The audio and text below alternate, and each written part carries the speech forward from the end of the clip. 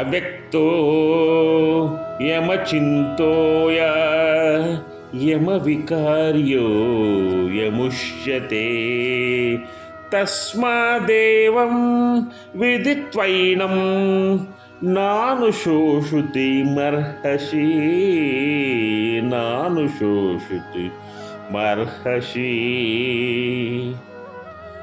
అవ్యక్తో యమచింతోయ యమవికార్యో యముష్యతే తస్మాదేవం విదిత్వైనం నాను శోషుతు మర్హసి.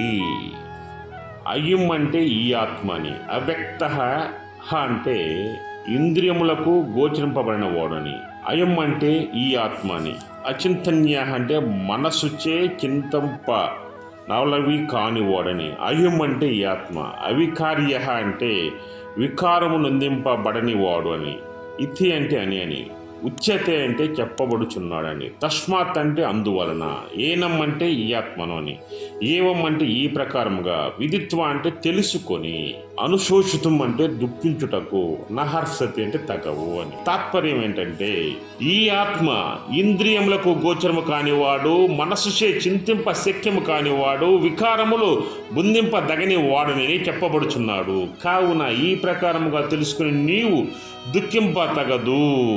ఈ వ్యాఖ్యానం ఏంటంటే, స్థూల పంచభూతాత్మక పదార్థమైనదో అది నేత్రములకు కనిపించును, కానీ ఆత్మ ఎప్పటికీ కనిపించదు.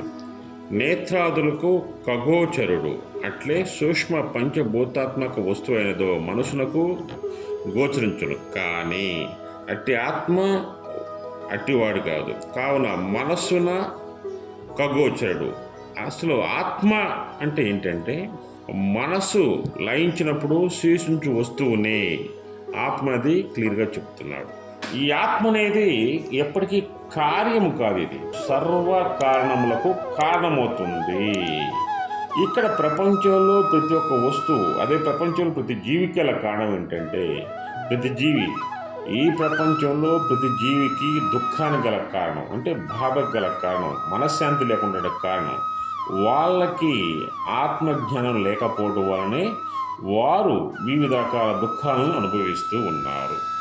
అయితే ప్రపంచంలోని దృశ్య పదార్థములు ఏదైతే ఉన్నాయో, అంటే పుట్టుట పెరుగుట, అంటే ఒక జీవి పుట్టినప్పుడు చాలా చిన్నదిగా ఉంటుంది, పెరిగే కొన్ని శరీరంలో మార్పులు వస్తూ ఉంటుంది, తర్వాత పెరుగుదల ఒక దశకు ఆగిపోతుంది, మరలా వాళ్ళ పెరుగుదల క్షీణిస్తూ ఉంటుంది, అంటే ముసలితనం వస్తూ ఉంటుంది. ఇవన్నీ కూడా ఆకార వికారములు రకరకాలుగా ఉంటాయి.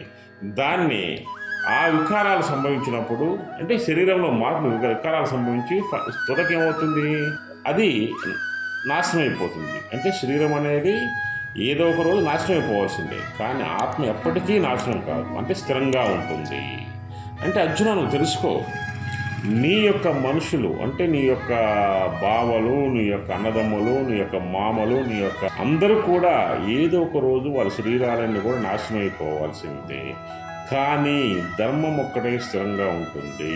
అదేవిధంగా నువ్వు ఆత్మజ్ఞానాన్ని పొందినట్లయితే నా బంధువులు, నా అన్నదమ్ములు, నా రాజ్యం, ఎన్ని ఆలోచనలు వెళ్ళిపోతుంది. అంటే అది కూడా నువ్వు సంసార దుఃఖంలో ఉన్నావు, ఆ సంసార యొక్క దుఃఖాన్ని వదిలేసి ఆత్మజ్ఞానాన్ని పొందు. కురుక్షేత్ర మహాసంగ్రామంలో యుద్ధం చేయి, ధర్మం వైపు నిలబడు, ధర్మాన్ని గెలిపించు, నీ ఆత్మ శాంతిస్తుంది.